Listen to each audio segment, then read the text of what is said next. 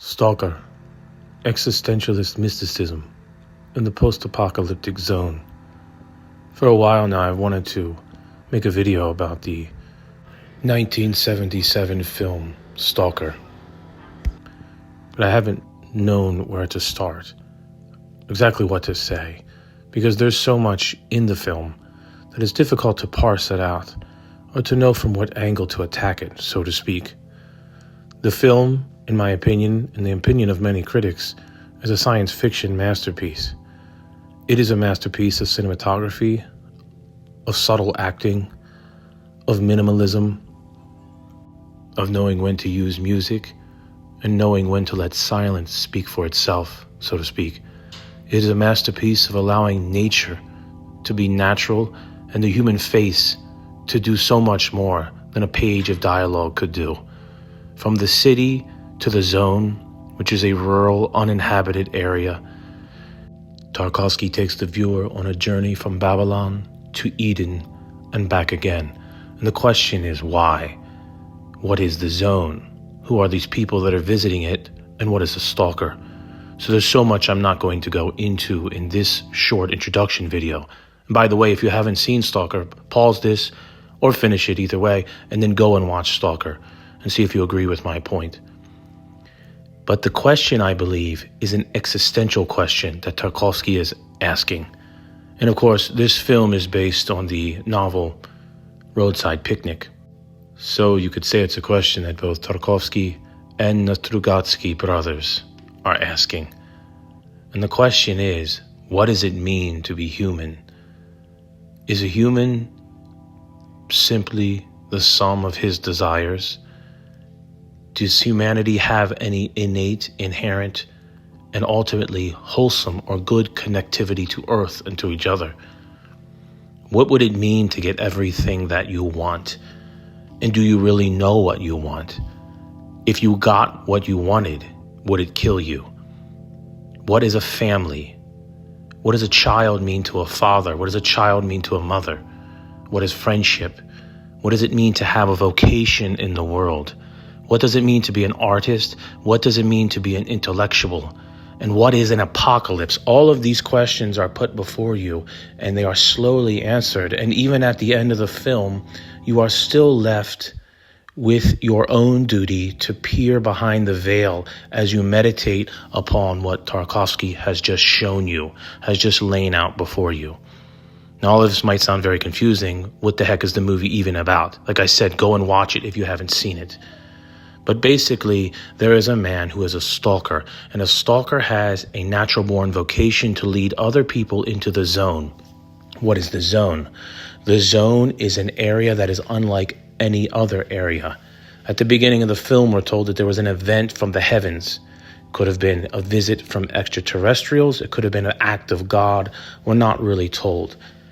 In the beginning, the military went in, but they were wiped out.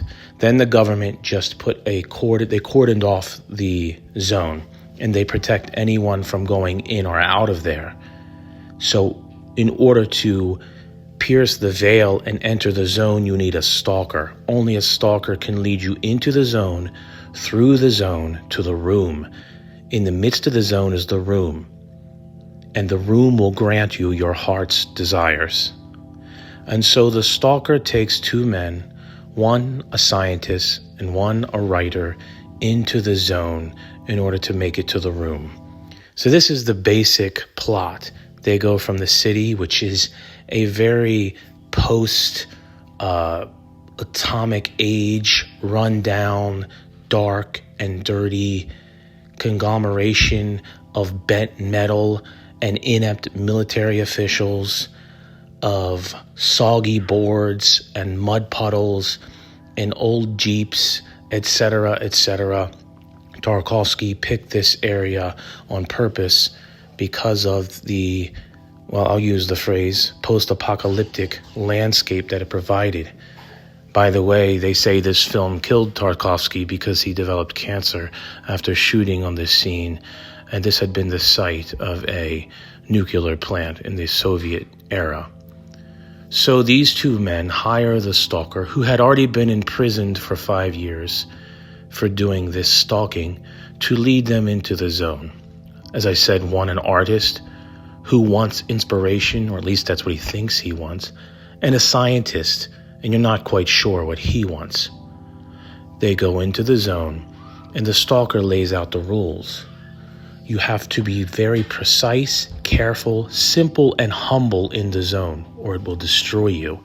It changes when humans enter it. Things seem to move out of place, very subtly. And the zone, from a cinematographic point of view, is nothing really special. It's an average piece of wilderness in Eastern Europe or Russia. Overgrown grass, some trees, some abandoned buildings, some underground tunnels, etc. But it's the way the characters move through there. It's the way that Tarkovsky uses the film angles and the score and the silence and the foreboding presence of what? Because we're not sure what gave humanity the zone. Is the zone a curse or is the zone a blessing? I said this was existential mysticism. Existentialism has to do with human existence. So it does address questions of what does it mean to be a man? What does it mean to be a child? What does it mean to grow old? What does it mean to die? And I said this was a kind of mysticism. Mysticism is an intimacy with the divine. One who has experiential knowledge of God is a mystic. And so throughout the film, there are references to the biblical corpus. There are quotations from the book of the Apocalypse. It is as though the end has already come and they're in the post-apocalyptic era, or the end is a beginning and the beginning is here.